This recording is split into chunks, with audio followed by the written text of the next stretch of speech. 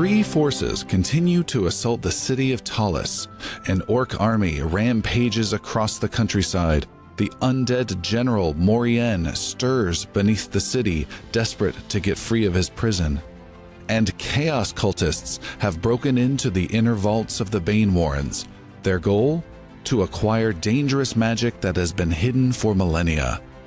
With no luck in finding a key to the inner vaults, Puck has spotted a strange mausoleum that appeared overnight in the Necropolis. What is the purpose of this mausoleum? Who created it? And what lies within? The answers to these questions and the fate of the city seem intertwined. It is the next morning. You four heroes are back at your manor. What would you like to do next? A couple days ago, Puck bought some boots of the halfling. Oh, yeah. I want to, now that I lost the magical item, I can attune this and see what's what. They're probably going to go off the bridge into the waterfall. Yeah. He needed the space. He just needed to get rid of the junk. All right. These actually do not require attunement. Oh. Okay. All right, and you put them on, and they feel cozy, and then your feet start to feel a little weird this morning. They're smaller, aren't they? Okay. What else is smaller? It's just you feel this weird magical tingling sensation around your feet. But the boots look a little sharp. Yeah, they're gonna look okay. nice. I am gonna put my old boots in my pack just in case. Okay. Maybe this wants to check on Gashapon. See what present sees. Gashapon is the duck? Yeah. What a delightful name. You know what a Gashapon is? No, I don't. It's a vending machine that doles out just random things. Oh. All right. I think it's very appropriate. You're just a fount of useless knowledge. They're popular in Japan. Okay. Yeah, there is just one egg. Just one. Okay, all right. But I bet it's a good egg. You have- beat Gashapon. I want Japanese girls used undergarments. I look for those. He'll take it.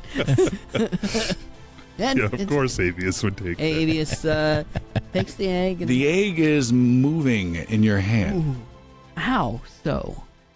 It's going left, right, left, starts to roll over. Left, right, up, down, up, down. A, B. Finish him. Okay. Avius goes upstairs to the kitchen, Okay. grabs a little spoon, Yes. and with the spoon gently Tap, tap, tap, tap, tap, tap. around the egg to gently open it. All right. You gently open it. Soft boils whatever's inside. And you It's a human lift up the child. top, and a little grayish goblin demon comes leaping out. And he jumps out and starts running across the kitchen counter. And jumps off and runs. Back here! And runs between your legs. Runs out the kitchen door, and Samara screams and drops some dishes she was carrying. They clatter on the floor. What is that? It's my egg! And it goes running up the stairs. I chase him. You chase him. You hear The duck is like, I'm so relieved. That's been in me for a day and a half. you go upstairs, Avius, and are wheezing, catching your breath when you get up there, Yeah. and Make it your familiar. you get up to the top of the steps, and you don't see it or hear it. Oh, God. We now have a freaking demon in our home. Oh, but he's a Not two. goblin. He's a goblin. Little goblin. Yes? No. Is he a goblin? Actually, Puck, maybe I could use your assistance. What do you need? Well, this morning's treasure from Gashapon. Who? What? My duck, Gashapon. Oh.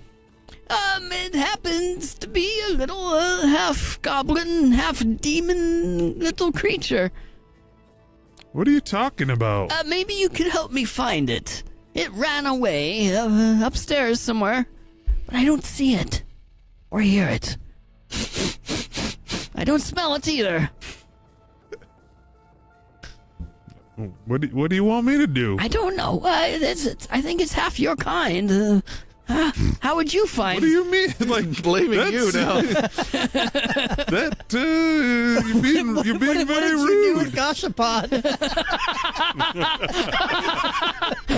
We don't talk about that. I found feathers in your bed last night. Hey, what happens in the vault stays in the vault.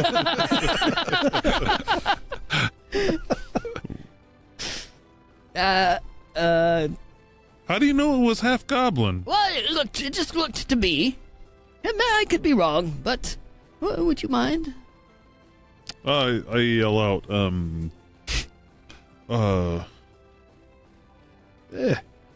little goblin in goblin. Yeah. Come find me. Little goblin. You hear a sound off in the distance, a response. And it gets fainter.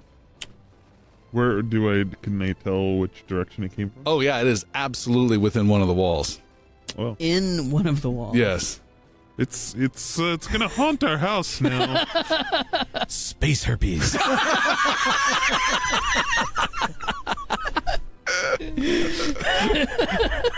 I'm gonna go watch that movie straight when I get home. Oh. Yeah, it's been a while to see that one. Well, Without letting the wizard know, I leave some like little goblin treats up, All right. up in my roost. Okay. I want to make a new friend.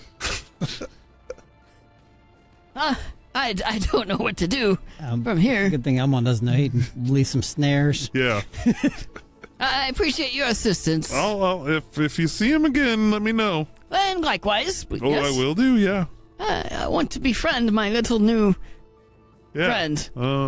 Maybe be more careful with your duck eggs. You said. I don't have a catalog from which to order. It's just There's a swarming army of little demon goblin things inside that duck, just waiting to burst forth. You're summoning the end of the world. the duck is the sword. The duck is yes. All right. Well, It's one of the 7. Where's the elf and the halfling? back downstairs, I assume. Well, They're making their own Pokemon at this time. It's dawn. We should probably figure out what we're doing and step to it. I go find them. Okay, you guys are all together. What's that sound? Been hearing it all afternoon.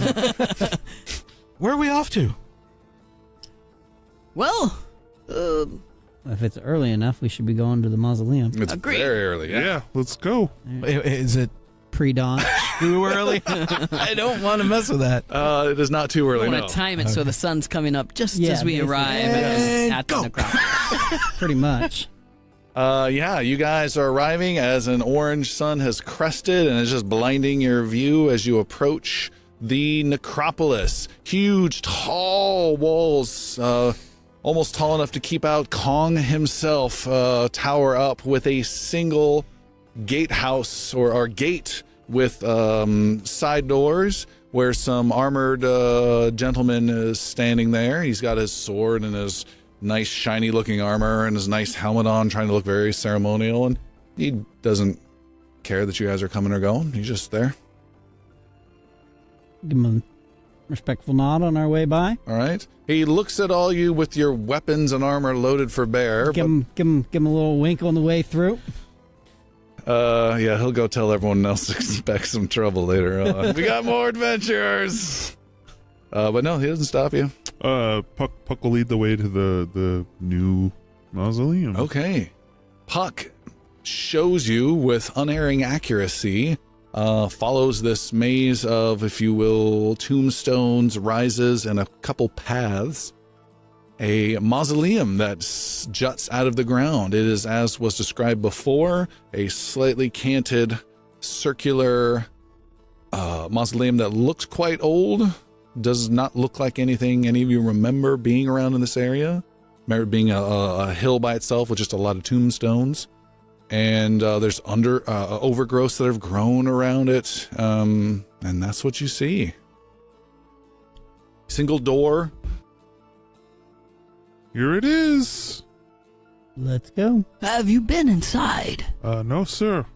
There's a large plaque on the outside that reads, Final resting place of the heretic and defiler Elmon Yabael. Wait, what? That is what it reads.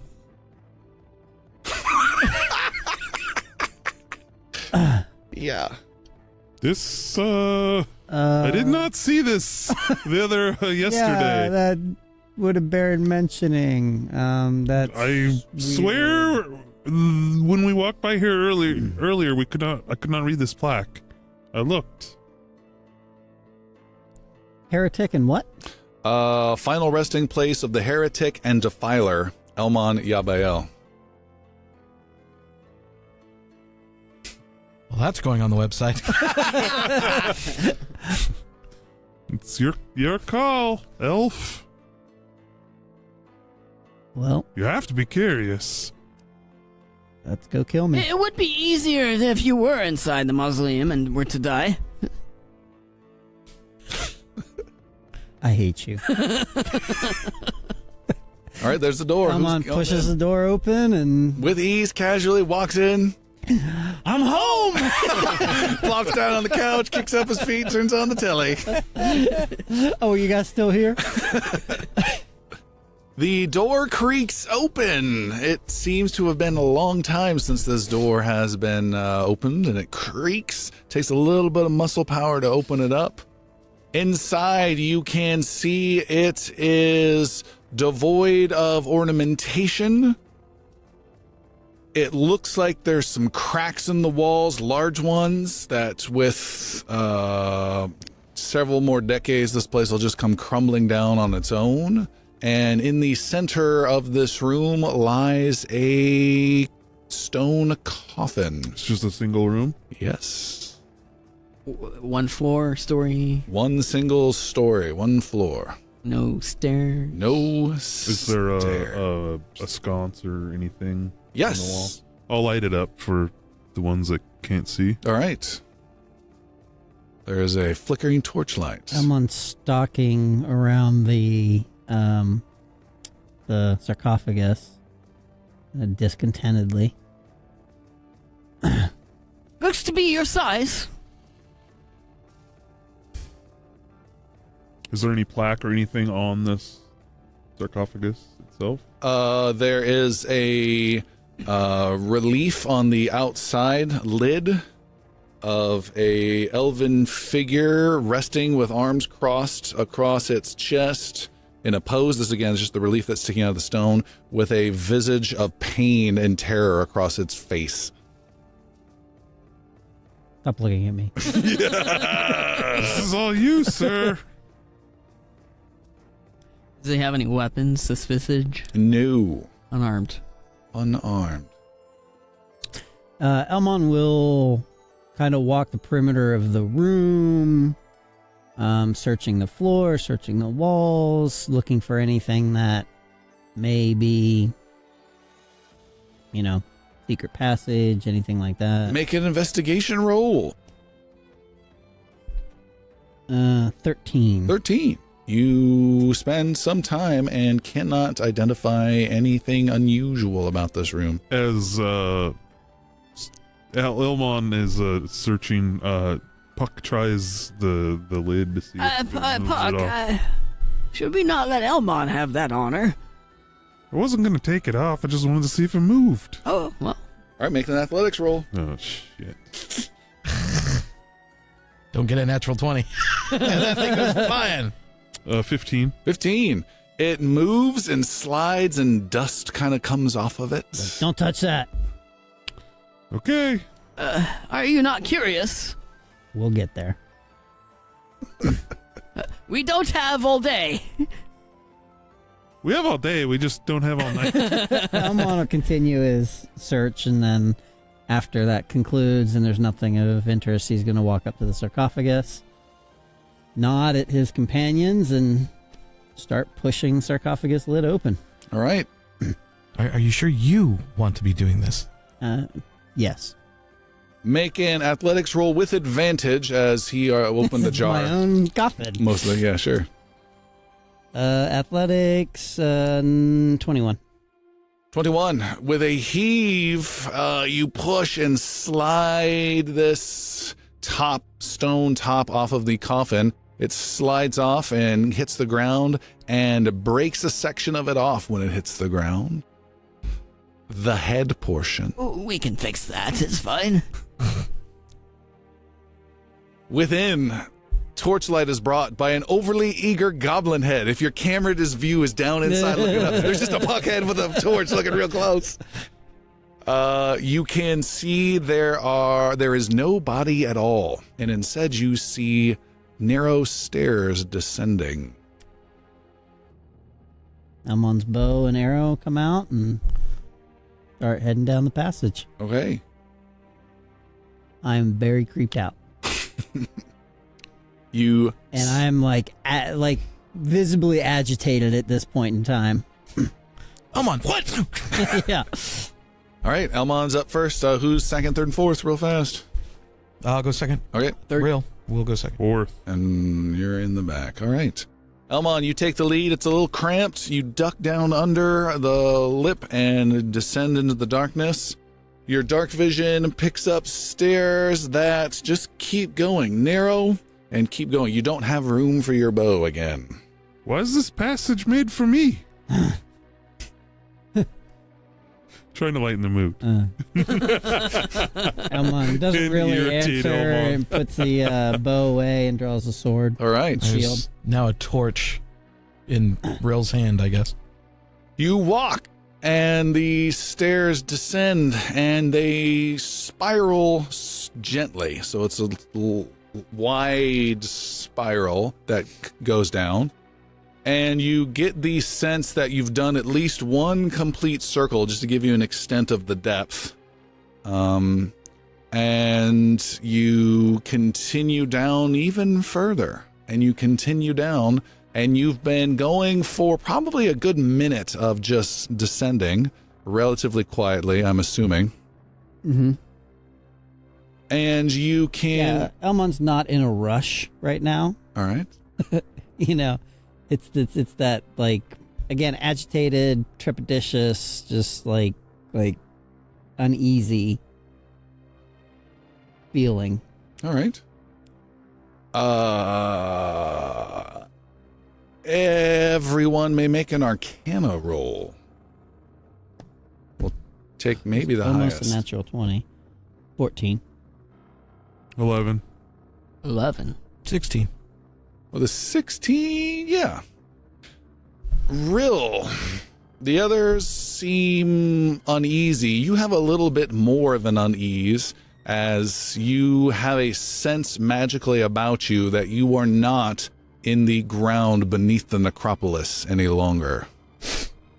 You've passed to some other area. The group continues down. Oh, this is interesting. How much farther?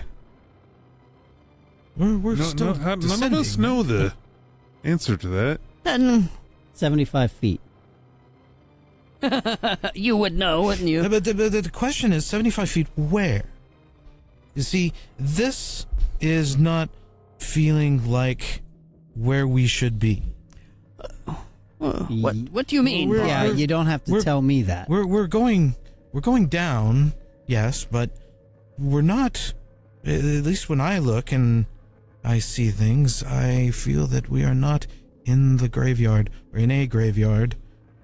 But I don't know where we're at, but we're not exactly where we were. Curious. Just be mindful of that. Yes. I will. You continue down the stairs. Who's in the lead, Elmon? Yes. Make an investigation roll, and a very interesting one. We will just call him the Defiler. What up, did D? you? What did you roll? I prefer the big D. The big D. What did you 9. get? 9. You are oblivious, so then that makes me beg the question: who has the lowest dexterity total? Not modifier, just the raw stat. 12. Oh, not me. I'm sprightly. 14. Puck! Yeah! You'd be all over that. In the rear, Puck. In the rear with the key. Yeah, Puck's like wily and he's fast, but he doesn't have like total control of his excitement.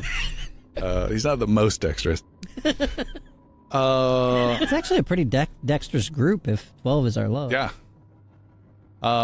Puck, as you're walking, bring up the rear, looking behind every now and again, and walking down.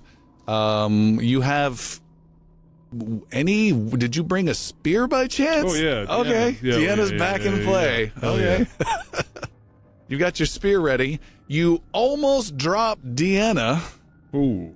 As you fall and your left leg slides off the steps, and you are halfway on the steps and halfway off, and you are totally thrown by this. The fear of it, the weirdness of it, and realize there are no walls anymore on the sides of you. Careful, the walls are gone. Elmon doesn't say that. You don't see that. Yeah. Who was? I think Rill. You were in front of him. I am in front of him. Avis, you can hear him call out a little bit. You turn around and you see impossibly he has fallen. I know I said impossibly. You see he has fallen halfway off the stair, and you're getting yourself back on the stairs. Look, put your hand through the wall. Touch the wall. Are you okay? There's no walls. Touch it. Look. Do they have feature, or is it just empty space? No, it is some strange perceptual concept that even affected you with the dark vision, that it was blackness as you descended, lots and lots of blackness. You didn't pay attention to the torchlight that was not reflecting off of it, and as you got deeper and deeper, the walls were not there anymore. The Last Crusade, leap of faith type thing. Maybe. And you can all sense this now. You can all touch, and on the right and on the left and above, you cannot feel anything but these stone steps you were on. Careful, friendos. I'm glad you're okay, Puck. Please do be more careful with your steps. We'll do. Wizard. You hear a rumble of thunder, and up ahead, maybe a mile away, you can see red clouds below and just beyond some black, sharp mountains that your stairs are descending down towards. Ooh, looks like a storm. A storm underground. Our steps are going straight now. No, they're going down. Still spiraling. Still going, not spiraling, straight. But yes. Yeah. Straight ahead. Let's keep going. Elmon keeps heading on. All right, they're straight stairs now. They just go straight. And as you're descending, you are getting closer and closer towards these steep hills. And you can see kind of some weird beam or something of light. There's some sort of visual ahead and below of you that you can't quite make out. I'll let the first two make perception rolls. I'm sorry, first two. That'd be Rill and Elmon. Oh, God damn. What'd you roll? Hell. Total of 9. 19. All right. Perception. Yes, you 19. recognize this weird occasional light concept ahead. Just ahead is actually a mile or two more of stairs that are being lit up by the flashing light. You have quite a walk ahead of you guys. Oh. Narrow steps with no walls on either side as you descend towards these mountains in this area of oddness. How much further up there? Oh, 75 feet. just My dark vision only goes so far. just keep limber. It's a bit of a walk. Quite a bit of a walk. We don't have all day. It seems to go on for another mile or so. A brisk pace would take care of it. Yes, please. Puck, don't fall. All right, you guys are going to go briskly? Yeah, Elmon will start trotting. All right. Everybody make an athletics roll, please. Those bitches. Should we tie up? I avoid. Do I have to? So we can the all go difficult to our terrain You doesn't do not impact in me? any way, Elmon. You are rock solid. What did we say here? Athletics. Athletics. 16. 10. Ooh. 18. All right. Elmond bounds down it with ease. He doesn't even have to make the roll with his graceful elf walking and sprinting. Rill, you're fine. Puck, you're fine. But Avius starts complaining, you're walking too close to me. And as he turns around, you start to slip and fall. Okay. Make a dexterity saving throw. Can Elmon catch him? I don't know. That's a 6. And he falls off the edge. Who are you next to? Well, Rill is in front of me. Yes. Puck is behind me. Okay. Yeah, this is bad. Avius slips, turns, falls. You grab the side, you fall down. Puck falling? He not quite. You can maybe try and grab for him or something. I'll try and grab for him. You can make a dex save at disadvantage, Puck. Jesus. I have a plan if that fails. So do I.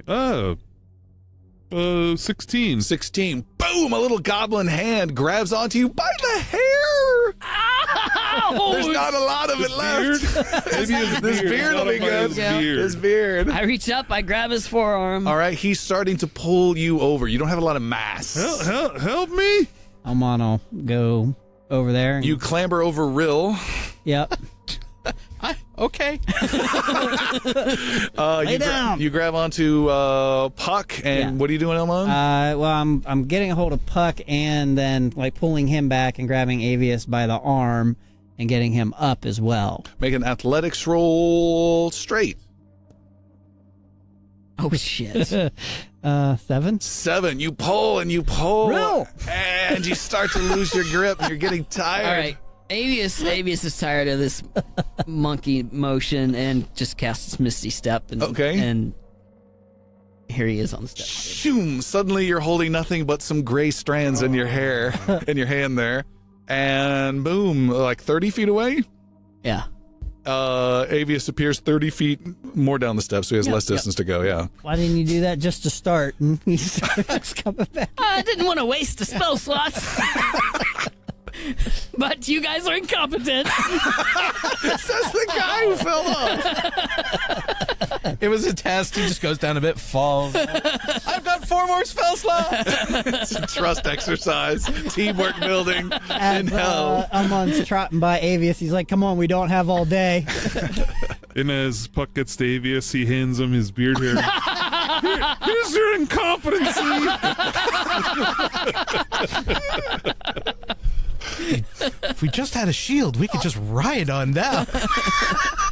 Ooh. All right, you guys continue on down. It is a long walk. You're going to continue at a brisk pace? Yeah. All right, you need to make another athletics roll, everyone. Got this. Except for me, right? Except for you. Oh, yeah, this one's better. Not for me. Not really. 12. 7. 7. Ooh. Oh. All right. Avius. What? No. This Puck makes some sort of annoying joke about you, Avius. Once again, you turn around to confront him, and once again, you slip and fall backwards, knock into Rill, and the both of you start tumbling down, angled towards the edge as you roll, and both of you need to make dexterity saving throws disadvantaged. No, we'll do it straight. We'll do it straight. Okay, well, 5. 14. And Rill, you land on your back and just don't move at all as half of your torso is leaning off the edge, and Avius just head first just dives almost intentionally at this point. Elmon will leap and catch on to him by the beard. Before you do that, Puck will jump off. He's Eagle. And Yes! Talons. Talons. Talons Yeah. grab hold. Why can't I land on your back, friend? You're in front of me. Giant eagle comes swooping down as you're falling just in like seconds, trying to just in half, nanoseconds. Am I at 30 feet quite yet? I should probably do something. And shoom, talons grab onto you and fly and come and light back upon these steps. No, I think... no, we're going to circle down and just get the old man to the bottom. Okay. You are circling down, and it shook keeps your feathers going. as we're... No, you can't. I got your arms are pinned. You're like, fine. Or food. The air starts to get cold. It's blowing as you guys are circling down, and above is this line of steps. You're actually seeing the bottom of them. They exist all by themselves, not even suspended on anything. And the forms of Elmon and a terrified Rill from almost falling start to disappear and become specks and specks as you guys descend. It gets colder and colder. Starts to get really cold as you descend. And then you guys each take a point of cold damage. Are we... Quite frigid. What do we see? You see darkness. What about the hills and the storm? Every so often you can thank hear thunder, and you can see red clouds lit up by lightning. Closer, since you guys have been walking for quite some time now. I'll get Rill back up, and now we can actually go at a good pace. And Elmon will start like really booking going? it down. Okay. Oh, wait, I fell last time. I've slowed my pace down. I'm right. not as confident. You had something, Avius? Stand by. Yeah, just keep going. Okay. Do your thing. You guys are descending. You're getting colder and colder. You take 2 points of cold damage, and you can see frost appearing between your feathers and on your beard, Not Avius. go down. Yeah. Puck!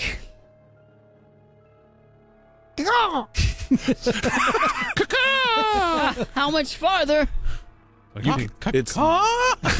It's just blackness, and the only thing you can see again is the occasional thunderstrike with red clouds with the sharp hills. Looking up, like 2 miles away. and looking up, you cannot even see the steps anymore.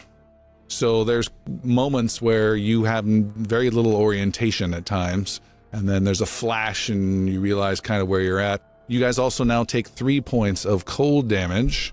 You're saying that's 3 more or 3 total? more. Okay, There's 6 in total so far. And you can ever so slightly feel your flying capabilities are diminishing with the ice that's building up.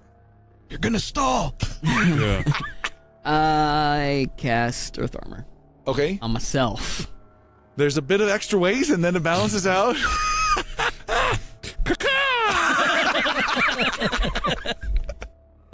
Plus 19. And you guys take 4 points of cold damage each. And you continue to descend. For a minute. Okay. You guys take 5 points of cold damage each. Okay, Puck.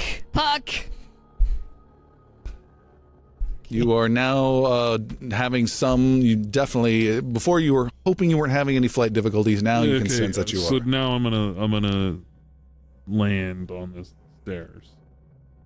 You've been circling down and down and down and down. And there's no stairs where we're at? No.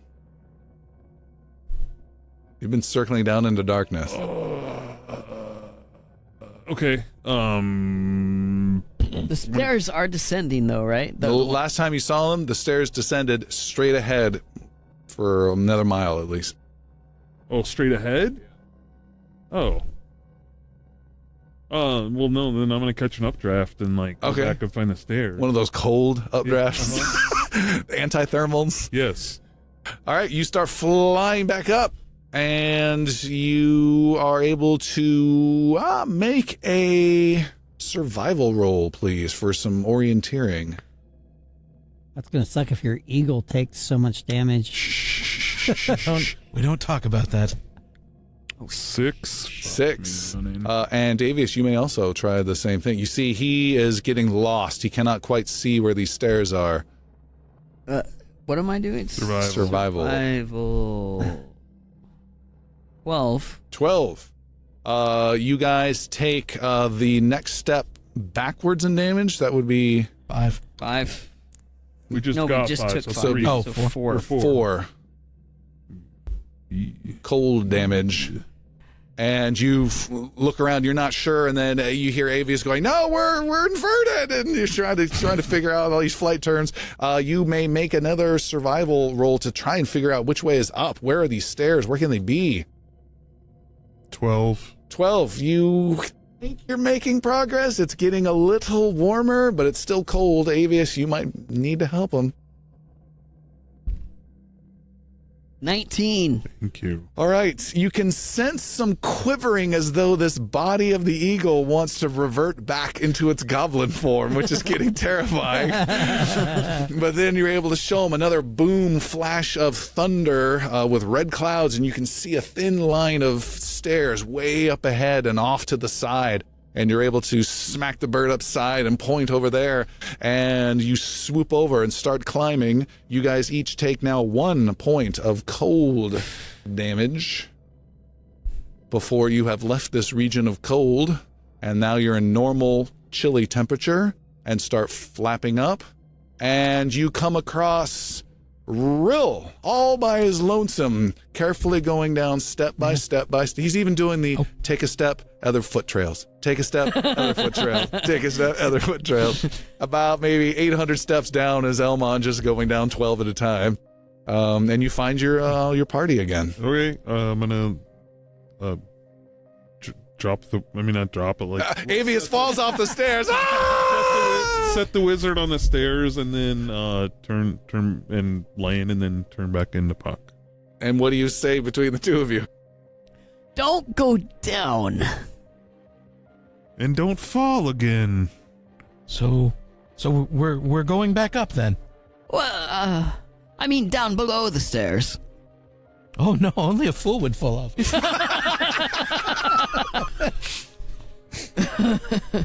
You guys descend more stairs? Yeah. More stairs. Yeah, All right. see where the stairs Avius go. is now taking his time. Okay. He's not going intentionally slow, Right. but he's not hurrying. So Elmon, then that begs the question, what are you doing? Are you going to be getting way ahead, scouting ahead? Or are you sticking with the group? Because you can easily outdistance these guys.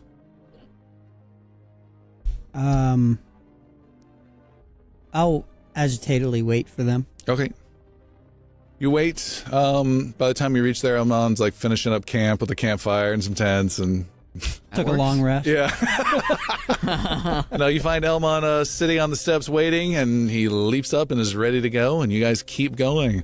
It has been... Pointedly looking at Avius. We don't have all day. It has been about 2 hours of stair descending. Wow. It's going to suck coming back up. Yeah. Not for me. It has been 2 hours of stair descending, and you, as you have climbed down, the sharp, jagged peaks of these hills and mountains start to become looming. Instead of below you, now you are beneath them. It's not cold on the stairs. It is chilly, but it is not cold. Like damaging. Not cold. damaging cold. Okay. You just get your little cloaks around you a little tighter, and you seem to be fine, but it's definitely cooler. And you continue to descend and find your stairs moving between sections of sharp rock. The sharp rock is black as you walk by, shiny, obsidian-like chunk that you walk past, and you descend, and there's another one. Almost has a stalagmite Is it type obsidian? vibe. Yeah, make a nature roll.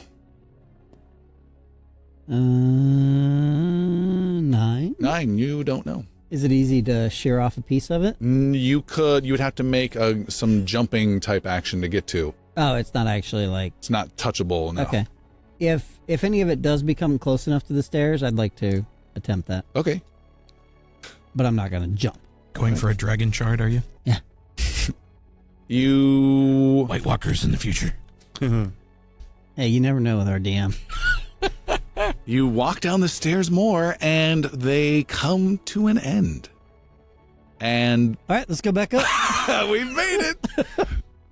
You come to an end, and they end at a rocky precipice of jutting black, slick rock that juts out from some cliff face to these stairs. So there's a cliff face and this jutting precipice, and the stairs lead right to it.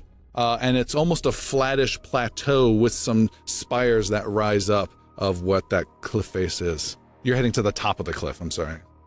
That thing called me defiler and what? Infidel. What was it? Heretic. Heretic. Okay. Yeah. A lot of work went into this for you. Seems fitting. You are now on solid ground. You're no longer on the stairs. There's no chance of falling, and you're on this rock. You can hear rumbling thunder that's louder now, and it's closer.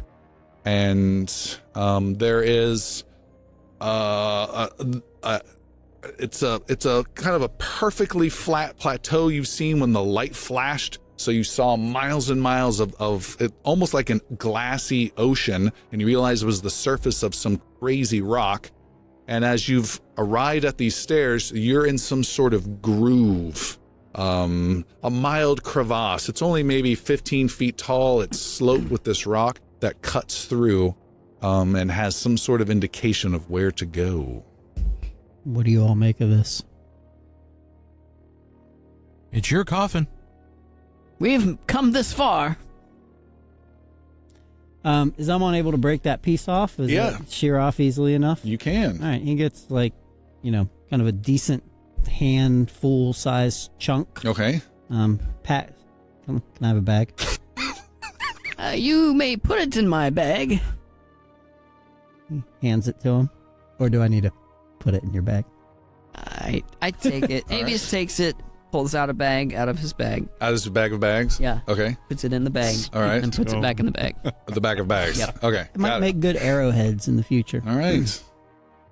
Figure my death stones. He also checks to see if Gashapon has laid another egg. The Gashapon was left at the... No. Gashapon comes with me everywhere I go. Everywhere. In the bag. Oh, my goodness. All right.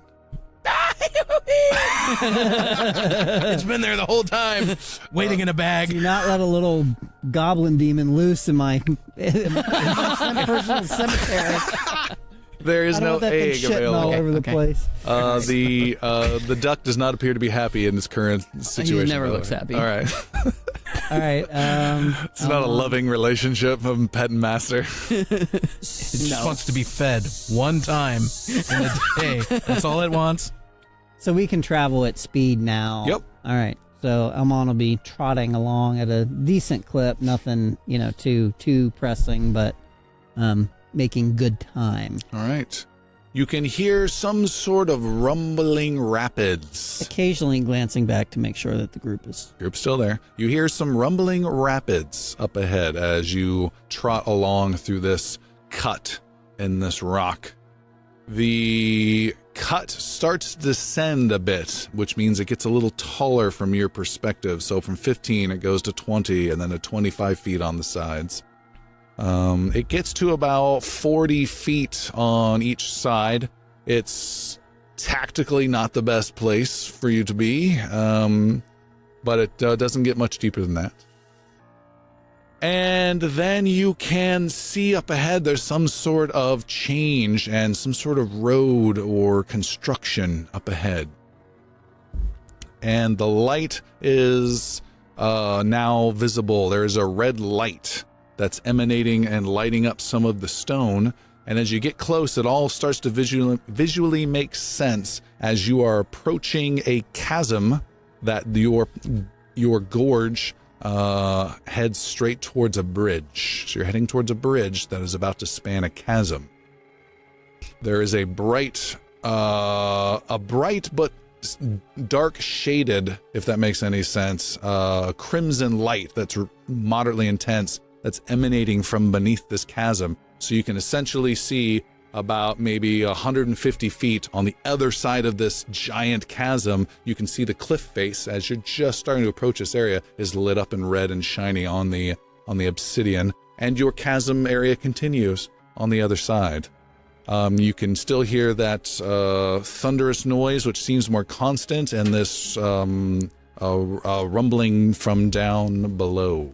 So the thunderous noise is ahead, the rumbling's below. All right. And we're at the bridge? You are approaching the bridge. Okay. All right. Once we hit the bridge... What kind of bridge is it? It is made of stone. It is made of white stone that's in complete contrast to the obsidian. It has a... how would I describe it? You may not pay much attention to it. I would say Elmon would. It is a hastily made bridge of elven construction. So you can see there's some lines and some curves that make you identify it as elven, but it hasn't been prettied and made nice. It looks very, very solid, and it is 150 feet in length. It is narrow. How narrow? It is 4 or 5 feet in width, and it has no railings or walls on its side. And it has a slight rise arc to it. Wait until... What do the elves have against handrails? We don't need them. Good point. Elmon will wait until I'm across, and then each of you spread out by about 20 feet as you cross, and then Elmon will start on his way. All right, Elmon, you start on your way. Take your time. Yeah. You start. Elmon will kind of trot. Trot. As you trot, you stop and look down. And down below, our camera view spirals down towards a dark, intense crimson light, and there's movement down there, a ocean of movement. And as we get closer, there is a drum beat, a militaristic drum beat. And beneath, there is an army on the move. Hundreds and hundreds and hundreds and hundreds of moving figures in this crevasse, moving along as though they are almost a fluid body. They stomp silently. They march in unison as best they can when against the naturalness of the gorge that they're in. There are drums that pound underneath them, and this is several hundred feet down. And as our view gets way down, and Elmon can see this from up there, these are undead soldiers, skeletal soldiers, ghoulish things, several of those ginormous skeletons you've encountered once in the past, all marching in unison. And then our view goes right back up to a wide-eyed Elmon looking down from above on the bridge. And I will stop looking down and continue to trot across the bridge. All right. And I'll turn around and yell back, "Don't look down!" Who's next? The halfling who's looking down. All right. Rill, you see this as well. Some of those sounds you heard as you were approaching are this army now that you can easily see.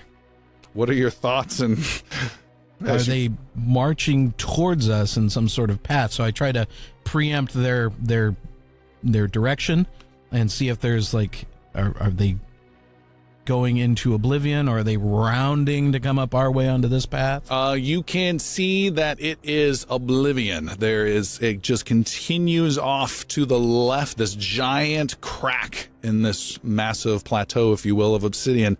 And down below, several hundred feet, is just this red emanating light that comes up, and there's red little steam that comes up. And this army just keeps on going and keeps on going and keeps on going. Well, this can't all be for you, I say loud enough to cross the bridge. Okay. And start moving across the bridge. Who's next? Avius, you should go next. I'll give you famous in 5 gold if apparently. you pee off the bridge. Elmon draws his bow Okay. and looks at Avius. Piss off the bridge. Go ahead. You didn't hear that conversation. You're 150 feet away from us. My slick elven ears. Avius declines the bet and crosses the bridge. And any thoughts as you cross? No, I don't look down. Okay, you refuse to look down. Puck, you're last. Puck feels like it's water down there, so he does not look down either. He's like very center and just like slowly waddles his way across. All right. Everyone's on the other side. Elmon's trying to keep it together. Rill looks visibly shaken, and Avius and Puck there just oblivious to it all. And your group continues. Mm-hmm. Through the crevasse on the other side, you go and see that it stops becoming a crevasse and becomes an opening into this rock. And you will soon be entering a cave that this will head straight into. More caves, yay! Have we passed beyond the realm of reason? It seems quite far where we're going, and it also seems without end. And oh yes, there's an army of undead. What? Just below us in the bridge. The river? Sure. Of death. We haven't found... He starts tapping out the drum beat of the army. Can't you hear this? Can't you hear this? It's in 5/4. We haven't found Bizarro Elmon yet. Bizarro. We keep going down. Do you want to turn back? It's your Funeral? Your funeral, our trial. At that mention of his funeral, Elmon will pull from his pouch some ash and just toss it on the ground and cast Pass Without a Trace. All right. And that affects multiple people, I believe? Yeah. It's concentration up to 1 hour. Veil of Shadows and Silence radiates from you, masking you and your companions for detection. Each creature you choose within 30 feet of you, including you, has a +10 bonus to stealth checks and can't be tracked except by magical means. A creature that receives this bonus leaves no tracks behind or other traces of its passage. Got it. But we can still make noise. Sorry to interrupt. Yeah, it just, we're sort of in a zone of stealth. So I mean, but if footfalls and the like. So I couldn't play my lute though, and it would. I would imagine that might trigger a stealth roll, but you get +10 to your stealth. Yeah, I'm not sure the mechanics of that. I think if something's paying attention and you're playing your lute, it would probably pick up on it. Rill is getting the feeling like this. I feel like we probably have to at least be trying to be stealthy in order for it to work. I'm all for that. Rill just notes a sense of unease and is going to try and alleviate the mood, but if you're going stealth... He pulls out his lute and Elmon just glares at him for a second. A flute, then? How about jazz? There'll be no music at my funeral. Okay. Well, Vakir's already preparing a song. Really? F that. No way. You guys continue in the marching order, heading into this cave with a little quieter steps thanks to the magic of the elf. Odron. How wide is the opening? It's a little wider. It's about 10 feet wide, about 15 feet tall. It's a natural-ish Can't we just walk shoulder to shoulder like friends? I mean, we could go 2 by 2. Sure. I don't think we're going to go 4 wide. Okay. So, what do you want to do? Avius wants to switch it up. Whatever you want. 10 feet wide. We got 2 little guys. We could tombstone it up. That's what I'm thinking. Let's do it. Why do you have to use a tombstone reference? You didn't name the marching order. So, who's first? All of us. All of us. All 4 of you are walking abreast in a 10-foot section. All right, it can be done. No. That's going to impede my bow. I need some elbow room. All right, fine. Elmont's in front. We The can other do two. The other three of us are in a row behind. Right behind. All right. Weirdos. It is the Yamail 4, right? Fair enough. Not for long. It's the Katorum 3 after the night. You've become the Katorum 3 pretty quickly. Yep. You enter this dark cavern, and Puck, you have a torch of some sort still going or re-going. I gave it to Real because I have dark. Oh yeah, Real, you got it. Okay.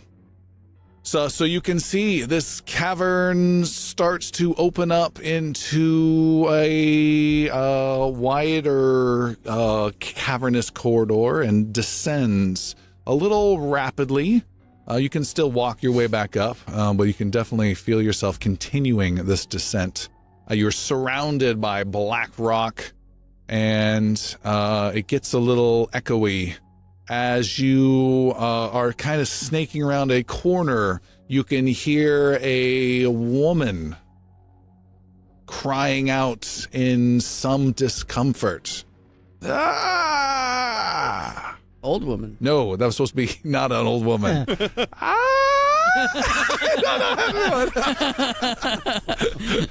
Still could be an old woman. All right. Elmon will slow down and kind of motion for everybody to slow down. And I mean, he really starts creeping forward. All right, make a stealth roll with your cool big +10 modifier. 34. Whoa!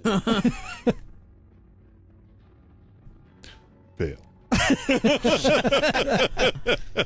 You creep and you creep. You are still not seeing anything as you're getting kind of this rounding motion to your cavern. And then you hear a woman's voice, and she says, "Enemies approach. I need more time." And you may make a perception roll as well. Is it Glennerin? You gotta roll first. Natural 20. Whoa. Yeah! You hear 3 figures doing some very quiet chanting. You cannot make out anything about it. It's some strange language, but you do hear the name Lycia mentioned. It's like, come on, it wasn't that long ago. No. Queen. Alicia. Wait, who do you mean the queen? Oh boy. That, Daewon. Didn't Daewon tell us about Lyciar, the queen? Elmon maybe comes back. Would you like that, Rill, and describe what he scouted and seen? Would that help you out? Probably. All right, Elmon, you come back and you report what you've seen. Yeah. Rill seems very eager to share something. I'm just curious what you want to share. I don't know if I was party to the. Yeah, sure. You were. Yeah, You were part. Everyone was. Everyone was. This was the queen that was mentioned. The ghouls trying to bring her back. Oh.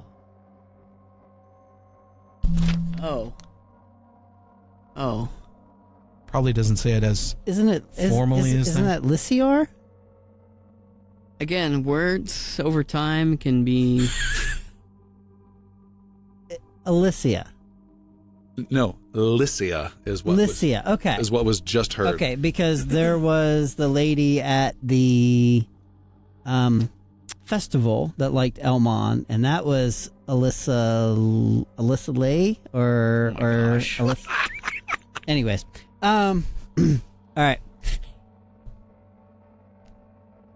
She's not a friend. No. The cobbler was the one all the time. I knew I couldn't trust those shoes. Oh, by the way, yeah. I was going to wait until I rolled a 1. Yeah. What's going on? Totally forgot to mention that. Those got chucked off the stairs a long time ago. Oh, okay. Yeah.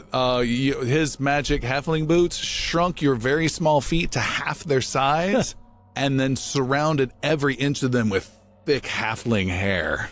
Oh, Ooh. yeah. No. Seems like Some nice feet you have there. good to deal with in the cold, at least.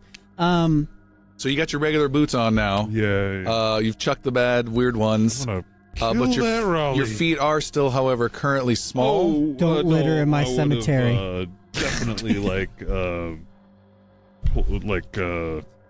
Cast a level 5 massive greater restoration spell. no, like a level 3 dispel magic. That works. Okay. I was just about to reduce your movement speed. Nice. Yeah, no.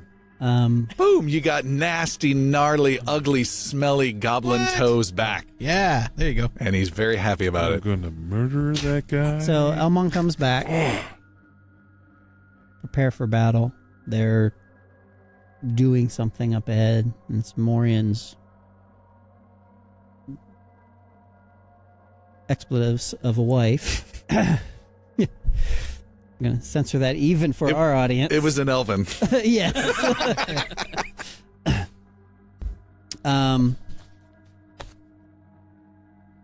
one will be loved for this. You'll make quite the enemy. He's already the enemy. I hope so. And The rest of Elmon us will draws be his the bow. enemy. How many are there? 4. 3 are chanting, and there's a 4th. Then this should be easy. Let's go. And Rill teleports away. And Elmon will draw first and foremost a silver Did you tell us? Mastercraft arrow. Did you tell us of the Yes. the attack is oncoming? She knows we're here. Aye. But still be quiet. They know we're coming. I don't know if they know exactly where we are. So we may still get a moment of surprise. Or we may not. Rill holds his loot steady. Do you need anybody casting anything first? It's been an hour since any earth armor was cast. You're still good with that one? 8 hours. Okay. Nothing? Okay. Mm-mm. And Elmon will You have put tension on the bow. And what kind of arrow did you draw? The silver Mastercraft arrow. That one's pretty nice by the sound of it, isn't it? Yeah. What does it do? Plus 1 to hit, plus 9 damage. Whoa. Right. And I have 2 of them. Just strap one to the other and you'll do twice as much Exactly. damage. All right. And Elmon will start creeping around the corner using every bit of stealth that he has ever learned from being an elf. All right. You may make you make the stealth. And this will make... Yeah. Could have been 20. worse.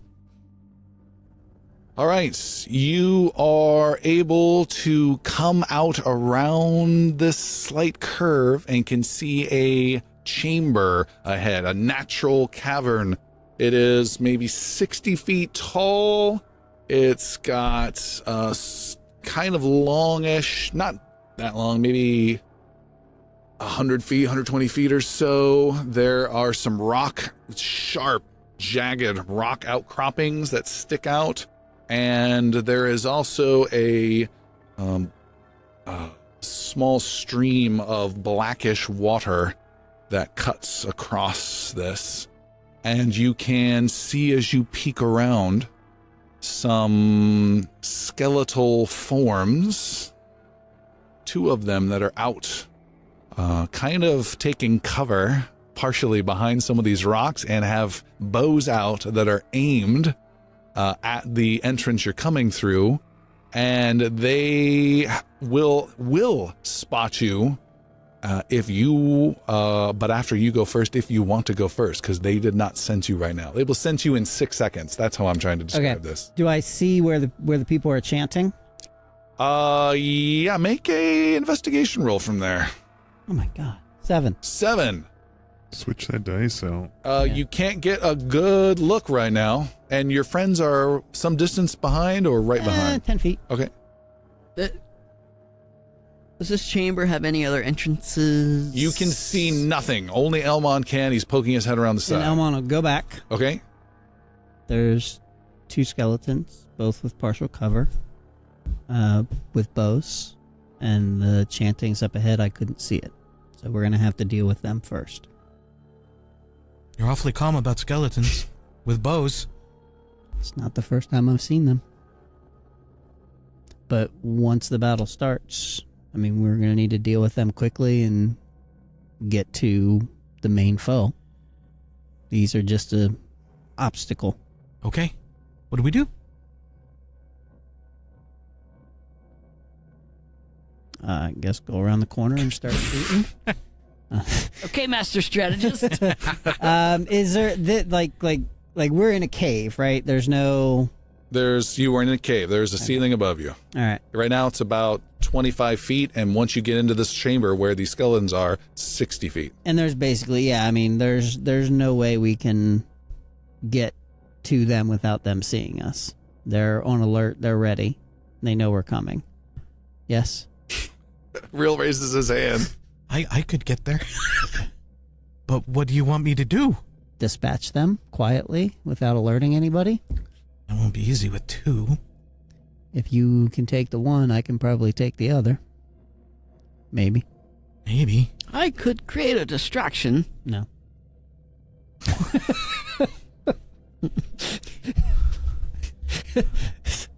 Sorry, I've seen you piss in the wind one too many times, wizard. Could the 2 of us could maybe take them? Yes. Absolutely. I like his thinking. Okay.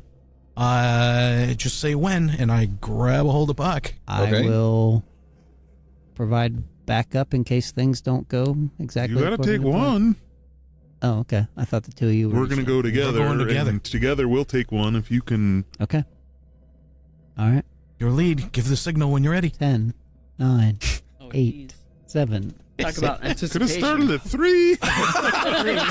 2, 1, go. And we wait for him to trot off and start to do that. All right, so Elmon, you're racing around the corner, bow loaded and firing. And I'm going to take the one on the right. You take the one on the left. Elmon will just basically pop his head around, get a half a second look, and then just kind of the bow then kind of follows up right behind. I've switched out from my silver arrows to the more ghetto. Just my ghetto Ilnoran arrow. Yes. Actually, magical arrows, because I have a bunch of them. Okay. And 2 shots. Arrows are flying. Don't roll yet. As you fire those arrows, then 2 small adventurers holding hands come running around behind you. We don't run around. But you can't see. You don't know where you're going. I just have to have a general idea for him as to where it is. Okay. If that works with you. I don't know the specifics of the spell. I got it right here. You can teleport yourself from a current location to any other spot within range. You arrive exactly at the spot desired. It can be a place you can see, one you can visualize, or describe by stating distance and direction. So yeah, he can give you the layout. All right, great. So you're doing that. That's your action. You then, from your concealed spot, Rill, you cast your dimension door to the skeleton on the left. And you're holding on to Puck, and Puck closes his eyes, is ready for this thing. Where's this back river? It splits the cavern in half. So there's person on the right, skeleton on the right, skeleton on the left. And they're about maybe 2/3 of the way across. You're looking at a slightly long room. Cut it in half with a river. On the other side, put 2 skeletons. Oh, I see. Got it. Gotcha. Okay. More importantly, boom, Rill, you close your eyes and phew, your spell does not trigger. Oh. And you may make an arcane or arcane roll. So arcane it is. I'll choose arcane. Make an arcane roll. Actually, this one is with advantage. With advantage. My arcane is there. Rill and Puck are caught with their pants down, holding hands. 21. Oh, you want the good news or the bad news? You get both of them. Give me the bad news first. Bad news, you instantly can detect that there is some sort of protection in this area that prevents all conjuration magic from working. Is this in fact a conjuration? I didn't check. All right, good to know. What's the good news? The good news is you did not lose your spell slot. Oh. You still get that spell slot back, which is good. All right, new magic. Run. But arrows have been fired, and let's take a look at the map here. So, arrows are starting to fly. And before that, did you want to do something? Mark, yes. Hunter's Mark, the one on the right, the skeleton Correct. on the right. Yep. All right. He sees you. He starts bringing up his bow, and he's about ready to fire. And he just, even in the darkness, cannot see two arrows are already mid-flight, heading right towards him. And they're both magical. Go for it. 20 to hit. Is a hit. Not a monstrosity, I assume. No. 13 points of damage on the first shot. Shoo. This is on the guy on the right. 13. 13. Got it. And the second one will be a 30 to hit. Wow. You are ridiculous. And then damage on that, 23 points of damage on that shot. All right, 2 big hits. He does not drop, as you would expect a normal skeleton to drop. Yeah. And you said these were magical ones? Uh-huh. All right. Good enough. And then as my move, I'm going to duck back behind cover. Okay. That sounds good to me. Even if it's only like partial cover or something, Sure. I'm well, you know. Okay. Puck, I actually have... Oh, wait. Why are you not there? For some reason. Let me do new. There we go. Rill. Yeah, Rill. What did you want to do? I'm racing to the other skeleton where he happens to be. All right, he's some distance away, 10, 20, 30, 40. He's like 80, 90 feet away. You start to run, and you can see more of this scene. Oh, okay. You can see there is, in fact, another enemy within here.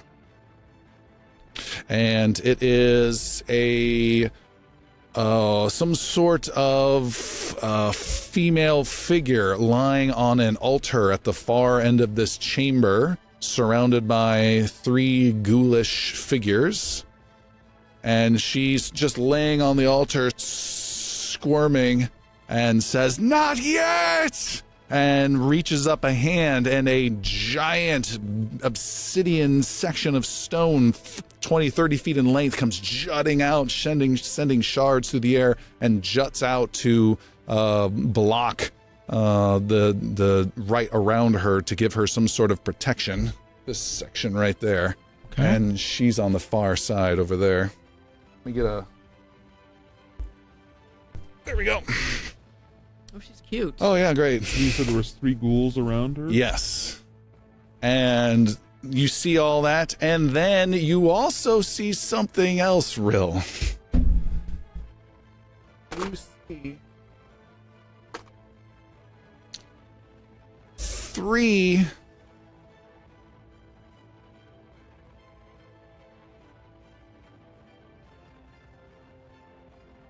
no, back over there. 3 dog-like shapes. Let me describe them a bit here.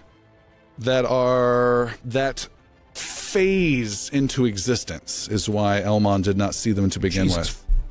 They are, let me check their size real fast. They're medium-sized dogs, so that puts them in the 5 to 6 foot at shoulder length size, so they're not small.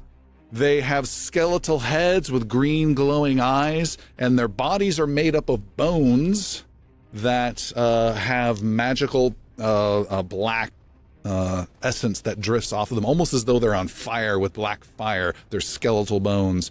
And they come running at your group is there going to be their intention. You also maybe make an investigation. This is all happening very quickly. Very.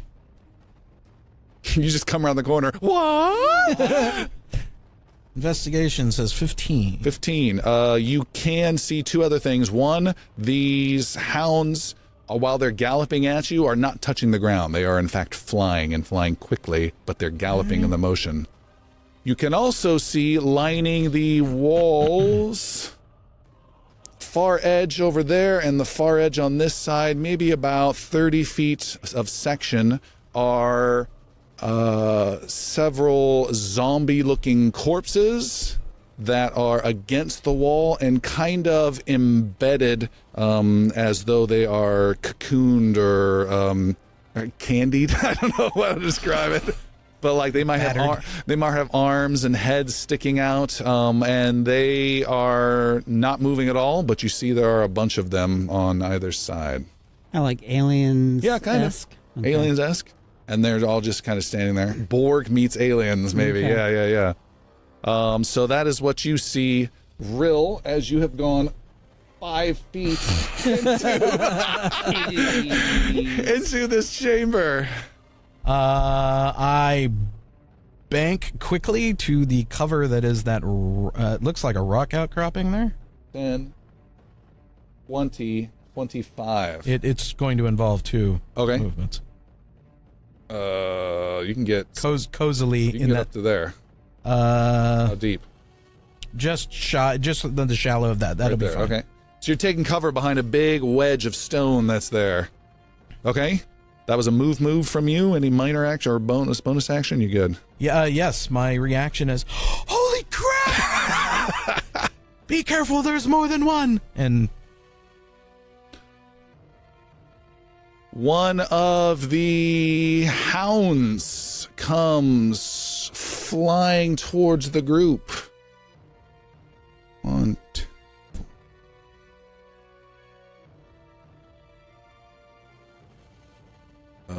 It can go over and comes flying over this big chunk of rock. It's a 30 section feet of rock. However, 3-dimensionally, it takes extra time to get up and come back down. So it does take 2 of its moves to get to you. This hound just comes flailing right at you. It gets next to you and is ready to rip your chest out with a giant maw. But again, it gets no attack this round. But it is engaged. It is engaged currently. Right. Next up is another hound. This is the one in the middle. He's in the middle of this whole giant chamber on the other side of the river. He howls, an eerie howl that affects everyone's morale. Each of you needs to make a wisdom saving throw as the howl starts to frighten you even more than the situation demands.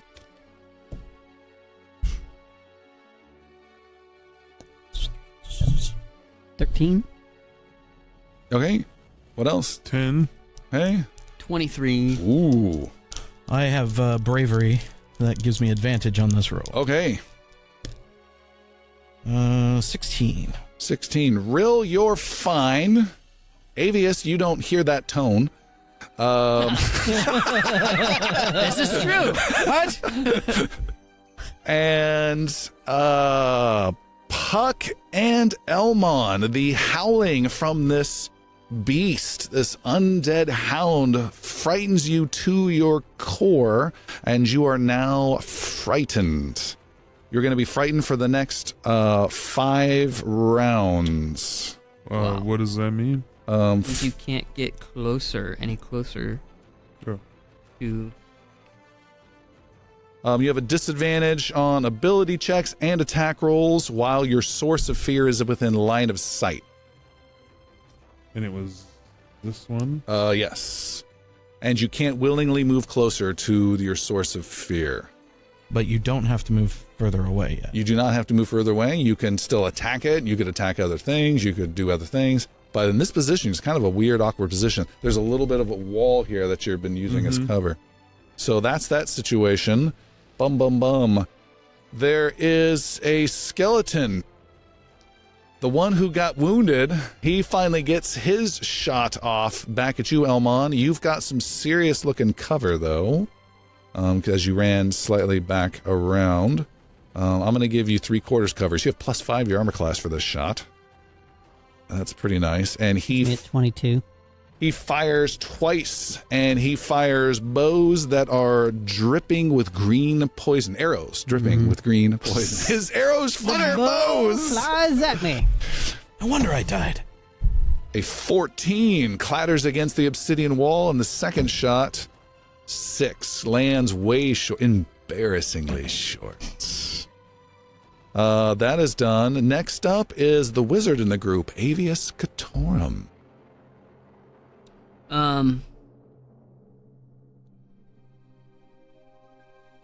What kind? These are undead. What kinds of creatures are these? They're very skeletal in nature.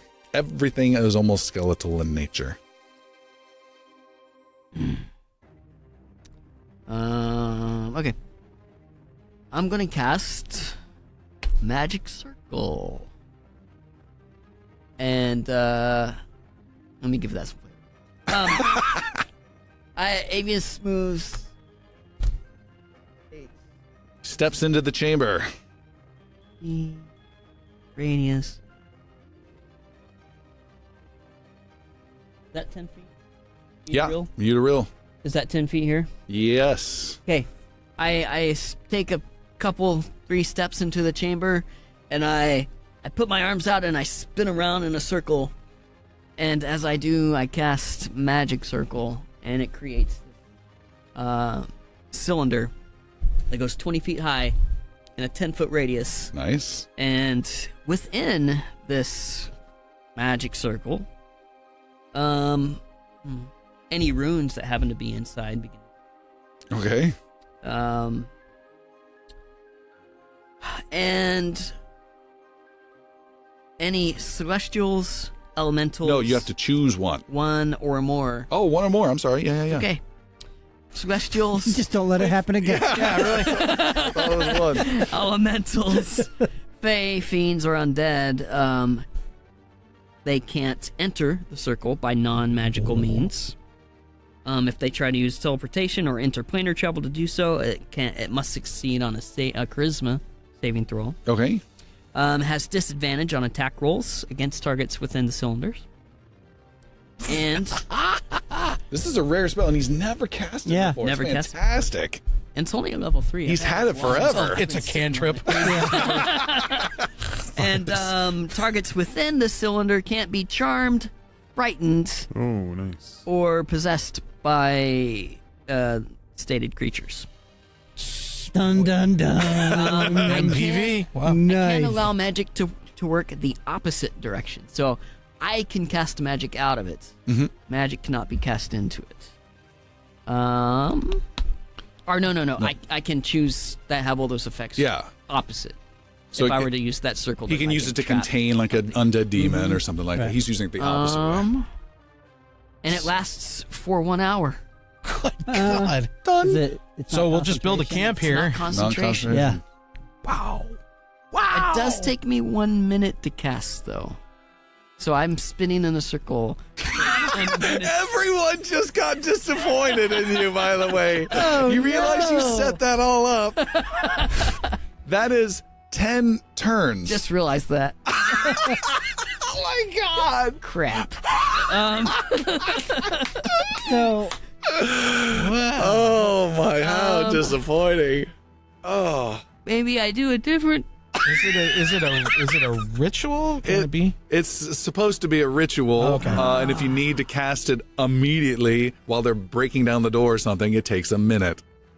It's a preparatory. I guess there's no way we can retcon that, knowing now that it would. Yeah, you can take a step back and not look foolishly trying to spin around in a circle like Nell. Well, no. Our D-Day.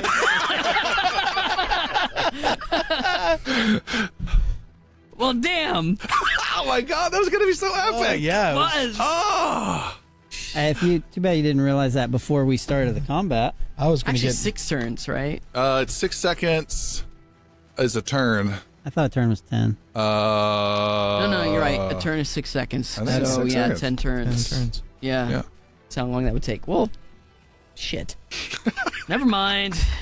Not going to do that. Damn it. Epic laydown, though. but, I know, you lay it all out. Oh, and it'll take me a minute to cast, by the way. Someone cover me for 10 rounds! Don't let them disturb me in the slightest! Oh my goodness, that was going to be so cool. Well, then I just stay there and do Arc Lightning. I just pout and do my lamest spell I got. Are we sure it takes a minute to cast? I just want to double check. It does. You're stepping in because you don't have any line of sight on anyone. Okay, all right. And who are you casting this on? You had a great The Hound next to Rill? Hound. Yeah.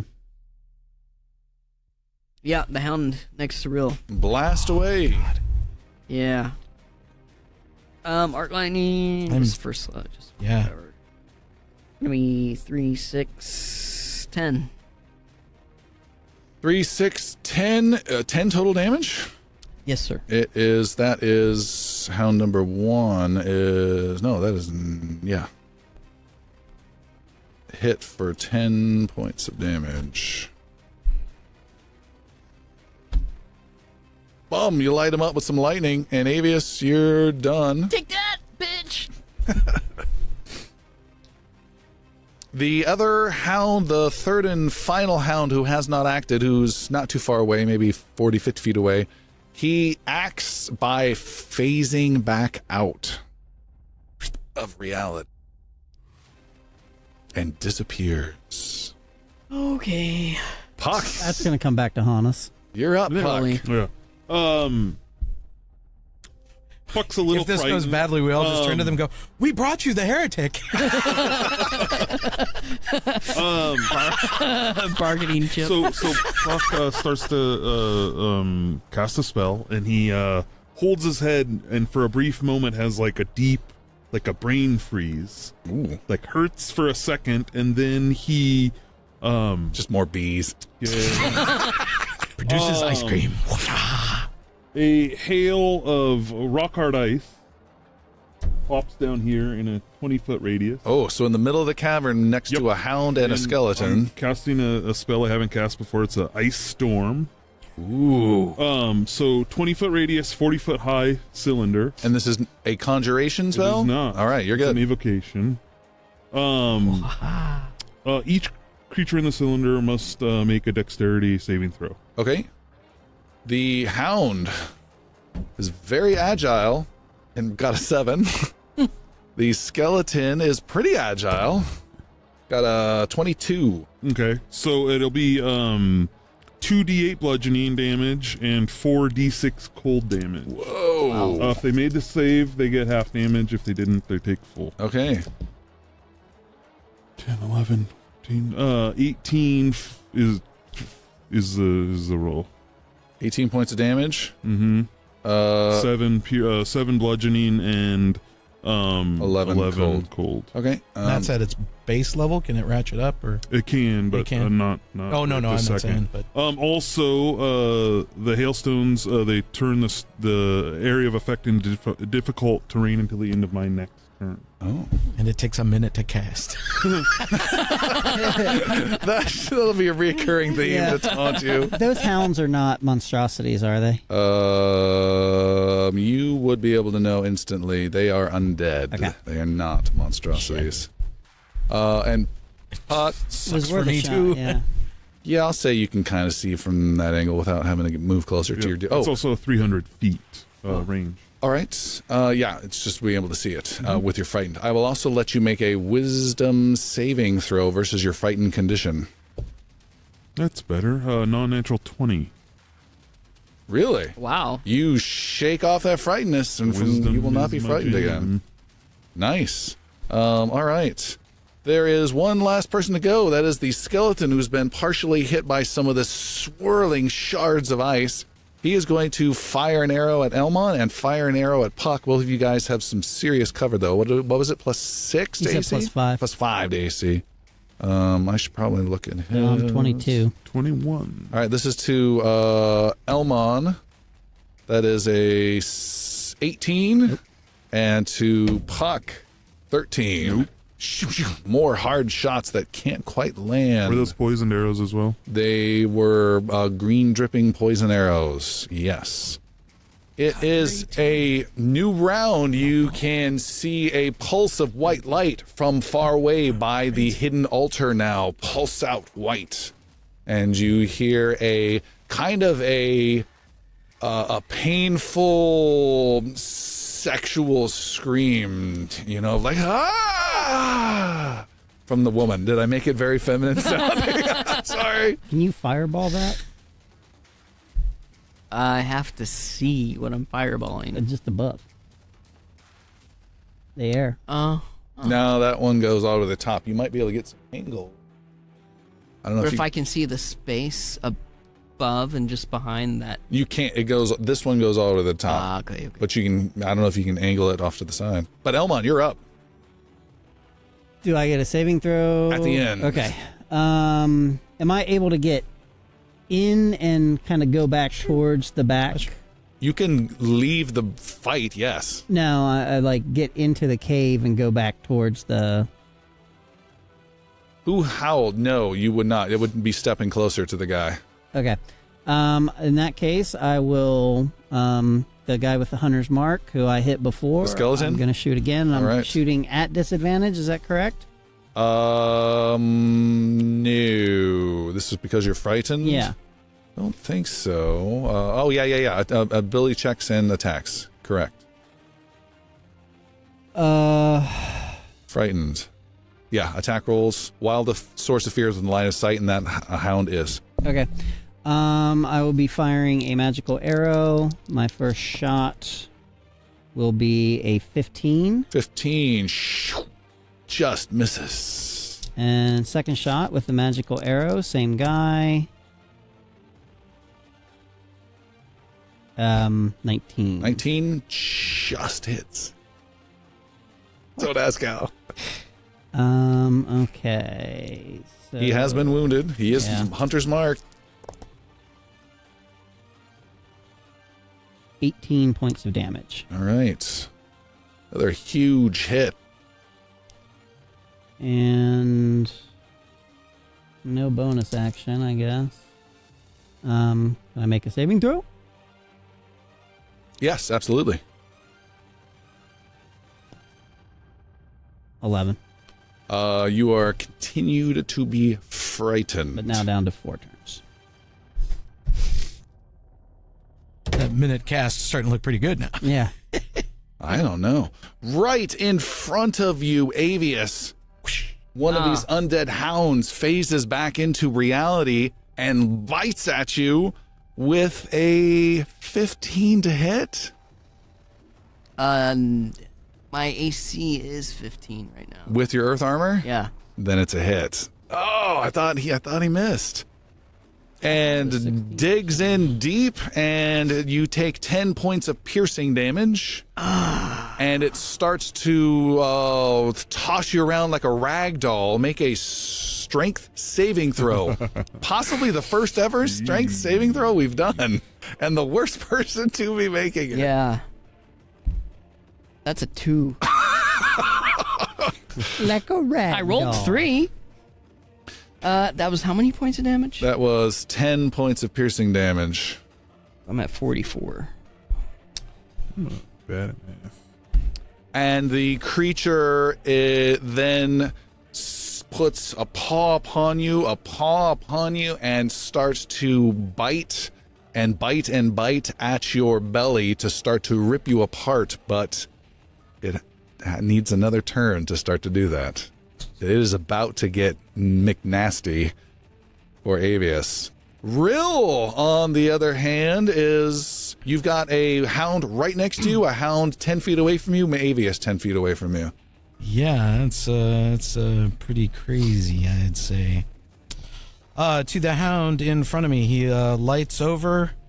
I see him. I peer deep into his eyes and begin to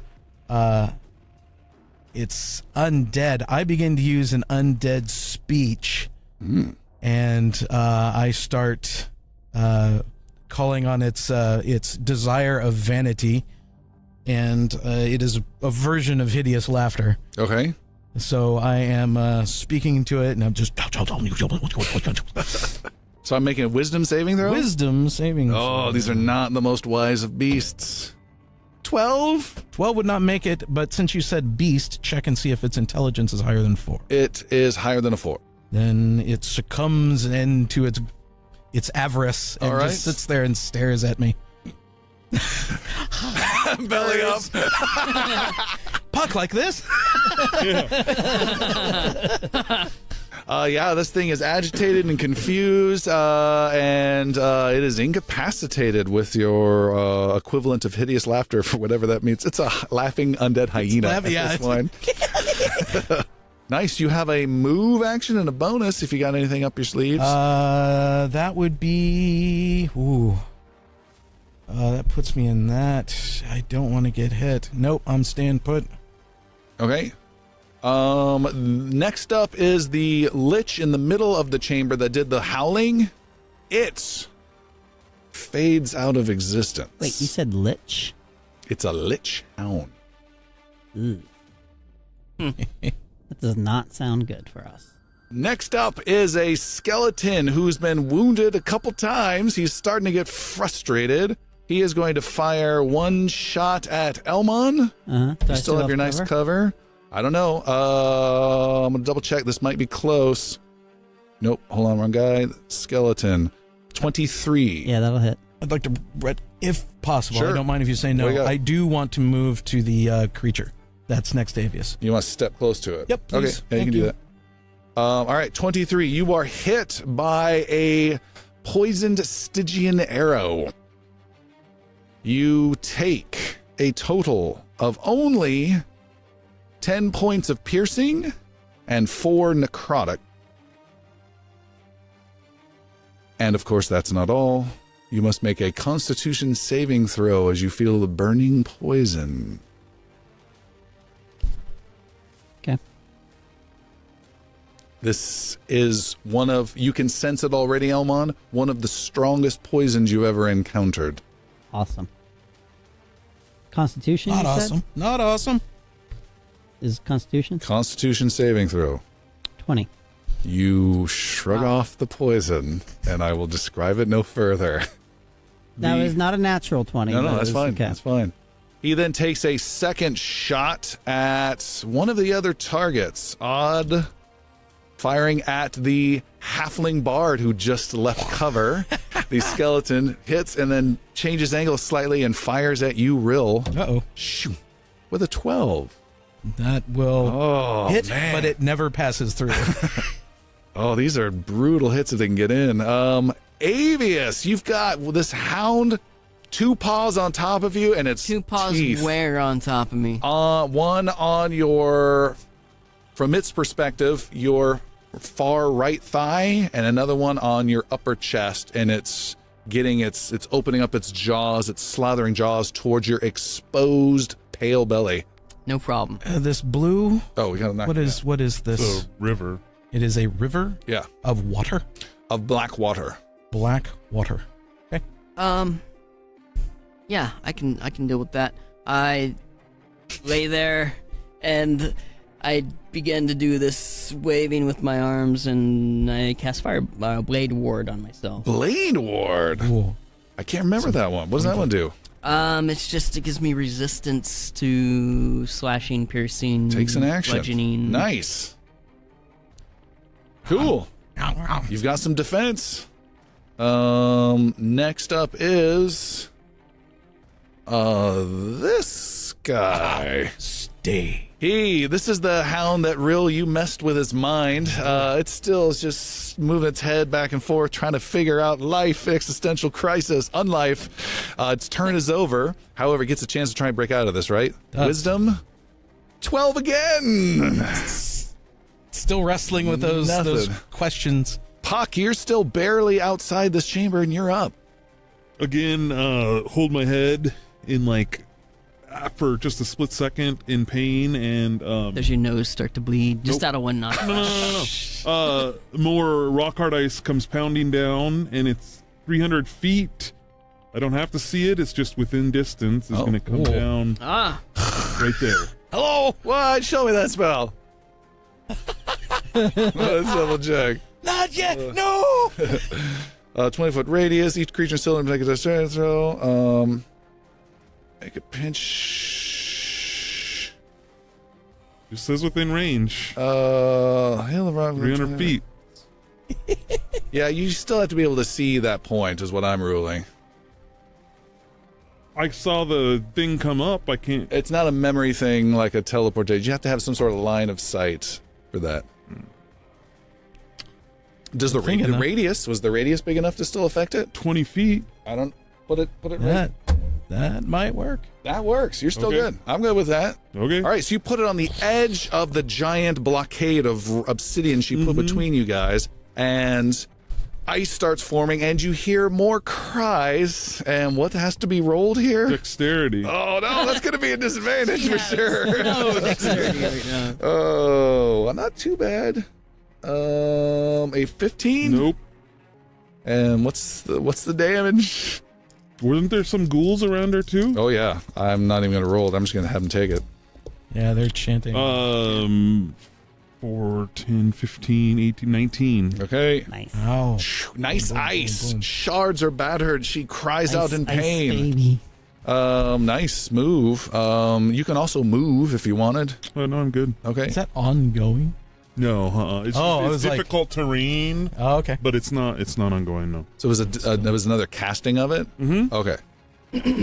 There's another skeleton in this room. The skeleton number 1 is his bold name. And he only has line of sight really on Elmon, so he's going to take those challenging shots at Elmon. Mm-hmm. He has a 14 and a 20. Nope. Shoo, shoo. Close. Hits that wall right next to you. Good thing I can't move forward. It is a new round. Elmon, you're up. It'll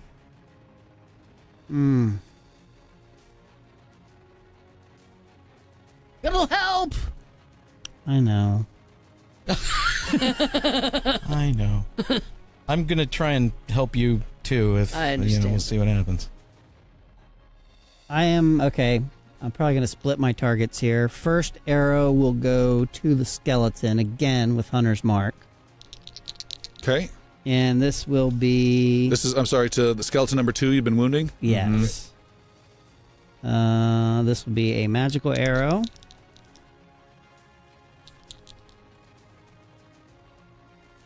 $16 to hit. To that skeleton. Yes. Skeleton here. 17 points of damage. Got it? Still alive? Still alive. Jesus. The second arrow is going to go into the Lich Hound. That is on top of Avius? Yeah. All right. Also magical arrow. Also... Any advantage for this pincer crazy technique or anything like that? Or you guys, if you can flank with melee weapons... with melee. Okay. You get advantage on your attack rolls. I'm going to use staggering shot. Okay. This is from your bow, your new bow. From my Lily. bow. It's expending a charge, one of 3. Yep. And I'm still firing at disadvantage with a magical arrow. No. The target of your fright is not in sight. Oh. Well then. He phased out. You can sense he's there. You have reason to be afraid, but you're not completely afraid That's right, right because now. he's not in line of sight. Yeah.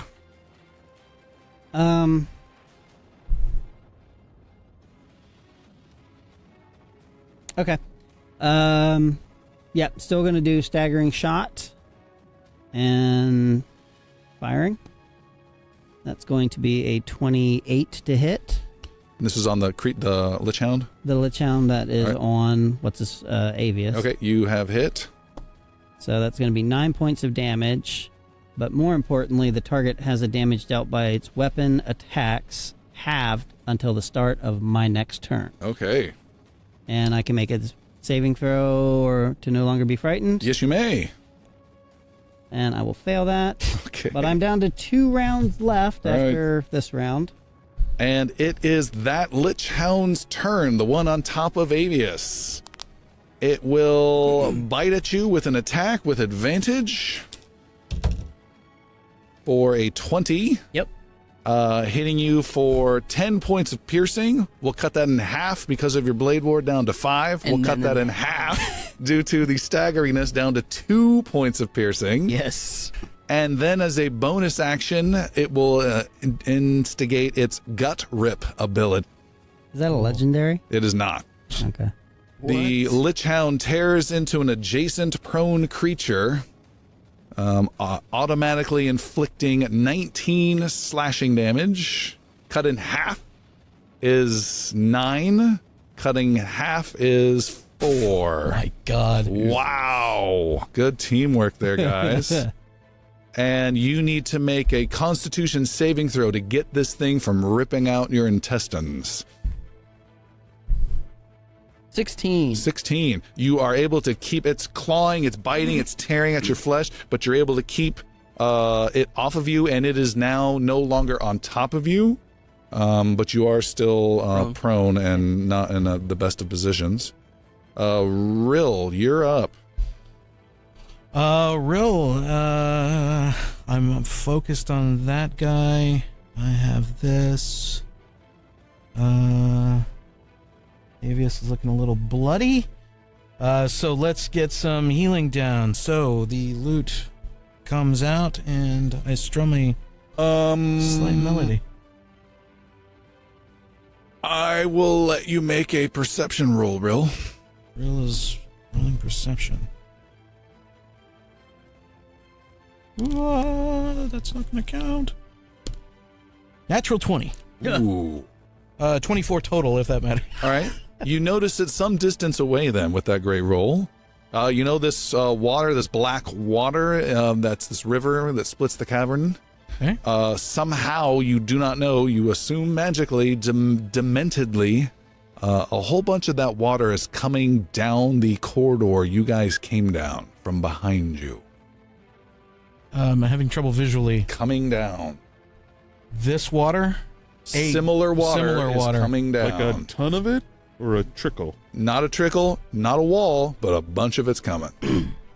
Then I will take some of my time then. Behind us too! There's water! Not the good kind. There's no good kind. What's your action, Rill? I am... I have something for this. Stepping forward.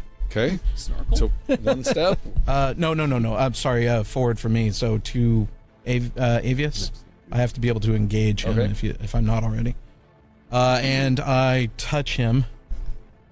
Little lower. Curing some light wounds. Light wounds are being cured.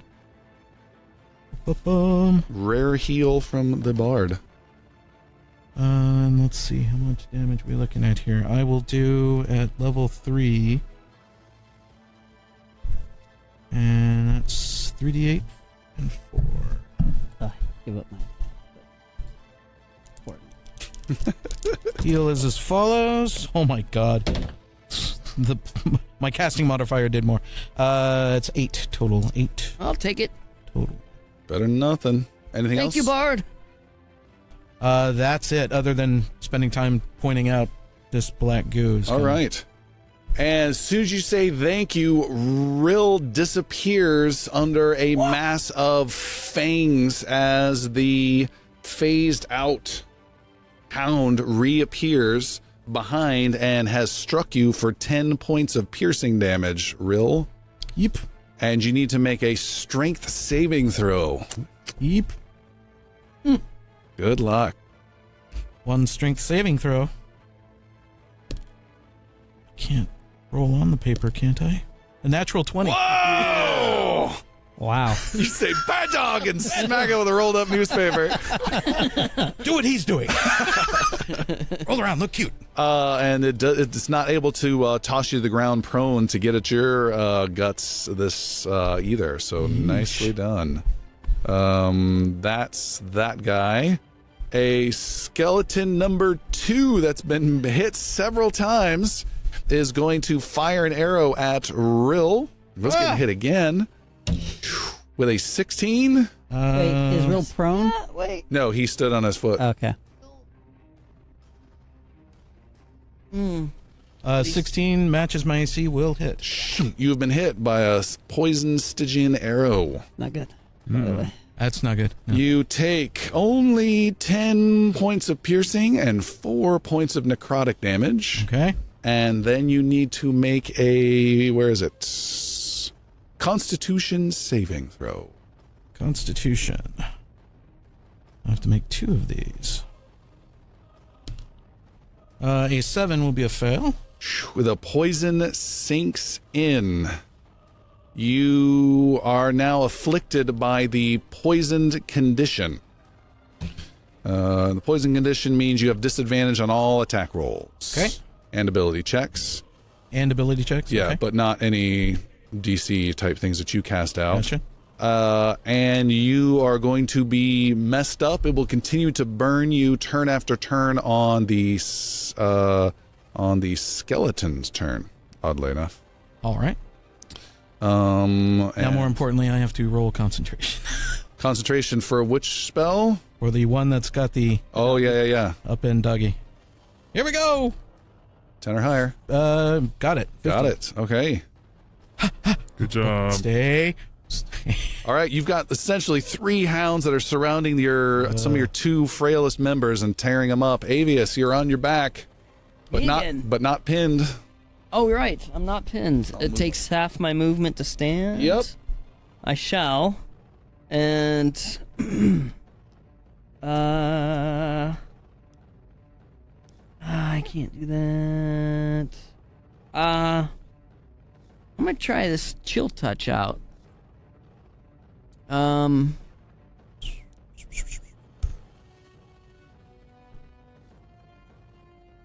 It's ranged. I'm not, because that'd be that disadvantage. That would be a disadvantage. Never mind, hold on. All right, you got 5 seconds. Got to go, or you're going to do just a defense. 4, 3, 2. I'm gonna use my rod of harrowing. Okay. Oh, there you go. What are you going to do with it? I'm gonna spill some acid on this bitch. 2 of them, I think. Yeah. Yeah, it's a cone. I don't have the description on my thing anymore. I believe it's a cone that goes, so it's a 15-foot. Why don't I see that Look that up for me. Arrow. There it is. It's a minor rod of harrow. That's why I couldn't find it. While holding this blackened, twisted metallic rod, you can use your action and spend its 1 charge and spray forth a 30-foot cone. Each creature must make a Dex 17 save or take a mere 9d6 acid damage. Okay. I'm gonna aim it to get these 2. The one in front of me and the one in front of Rill. Okay. Hot! You need more D6s? I've got enough, I think. That can work. I will let that work only if you take a step back a bit to the side to get that angle to get them both. Okay. But doing so will trigger an opportunity attack. That's okay. Or you can just get one and stay there safely. No. I'll figure the opportunity. All right. It is a bite. Let me double check. It is a bite. Okay. 9. You dance around. You lash out with this rod and just disgorge acid out of it. Dex saving throws. 17 or higher. I got a 7 and a 16. They both take full damage. So it's going to be 2.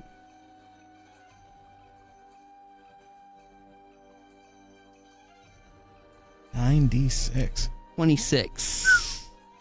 Or acid. 26 acid damage. 26 to this guy. 26 to this guy. They have taken that damage. They don't appear to be phased too much. They're still fighting shape for sure, but you have hurt them. Nice. Next up is a giddy on its back hound that's still trying to figure out what's happening. It turns over and it tries to resist the effects of your spell, Rill. Got a 15. It failed. Oh, it cannot get out. It got close to the concept, but couldn't manage it. Cannot get up. Puck, you are near the entrance. You can see this water that's coming up behind you quickly coming down, and you have an action, and your turn. I'm going to move in. Okay. And there's just that's the mouth of the cave, so I can move like over here to avoid whatever's coming down. Yeah. I'm going to do that. Probably going to catch a bunch of arrows. Could go the other way. Not for what I want to do. Okay. He's got a plan. I'm going to get that feeling in my head again. All right. And I'm going to bump this up to a level 5. Oh. And ice. Pelt. Whoa. So it'll be 3d8 plus 4d6. Okay. Nice. And they have to make dex saving throws. Isn't that the base? Oh, I rolled a 17 and a No, it's 2, 2d8 so I got to take the 2. Oh, okay. Full damage. Nice. Yeah, 18, 25, 36 damage. Wow. That is huge. That's 54 total damage. Bring me an umbrella! What the hell? All right. Stop chanting and cover me. Tremendous amounts of ice are just falling down. Some of our chunks are hitting each other and exploding. It is just a shrapnel ice fest on the other side of the room around the queen who you cannot see. Nice. Puck's done. We need one last guy, and that is... oh, yes? I'm gonna, as a bonus action, I'm gonna throw some bombs of the summer court in Rill's direction. Oh, on me. Oh, yeah. You're lowest. For 12. It's huge. In my neck of the woods. Okay, I'm done. All right. The last guy to go is a Stygian skeleton. He will shoot at Puck. You are the best target he has. No.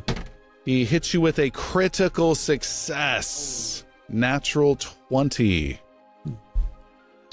That is a little more than normal. That is 15 piercing damage and 8 necrotic damage. And then make a... Got it? And then make a Constitution saving throw. 20. All right. Natural. You're good. You resist that poison. He has a second shot. Okay, yeah. I have resistance to poison. Okay. Anyways, but yeah. 21. Hits. You have been hit for 10 piercing and 4 necrotic. Puck steps out and gets lit up. Half hit points at this point, right? Brutal. Bum. He's untouched. That skeleton's still alive. We've got some wounded hounds, but they're all still in the fight except for the weird giggling one. And 3 interesting things happen. One, the water starts to wash over or under Elmon's feet and pour into the cavern. The water reaches Avius's feet, and each of you need to... no, it won't matter because you're just in it. Each of you, and I'll let you roll, take 1d12 necrotic damage as you feel tremendous pain. Somehow this water pulls at your very soul. 2. Nice. And Elmon, anyone got a d12 you can quickly loan him? Yes. I got it. Got it? 4. 4. And the water continues to rush out, and it heals the hound. What? 4, and it heals the other hound. 4, and Rill, you are also affected. Sorry, I was looking at you. Rill, you're also affected by a D12. D12. I just had one I was giving away. A 1. 1. Doesn't hurt you too much, but it has healed those. Let me heal the other one. There he is. The second thing that happens, there is a loud, bright boom and a crack, and the giant section of obsidian that was blocking you off from the altar on the far side of the chamber is blasted in half. A bottom section goes tumbling out and smashing over in this direction. The upper section rises up and is being telekinetically levitated over and brought over as a shield to deflect this never-ending annoying ice that's just been hammering the area. Rising up, standing on the altar, is a woman, a nude woman, but covered in weird cryptic writing all across her body as she stands up. Her left arm, though, appears to be weirdly frozen in place, and she's not moving it well. Her right arm is holding up this giant slab, and she starts to cackle with glee. Then there is a electrical charge that comes down the right side of the chamber, kind of behind that skeleton that's been being wounded, and it blasts apart some of the wall, and a similar one happens on the left side, blasts apart some of the wall, and several of those zombies are blasted across the chamber, and one blows apart into bits. Several land over here, several land over there, and instead of remaining motionless, they rise up. And as they do so, a female zombie looks over towards you, Rill, and it speaks. And the zombie says, "Hello, darlings. Looks like you could use some assistance." And we'll stop there for tonight.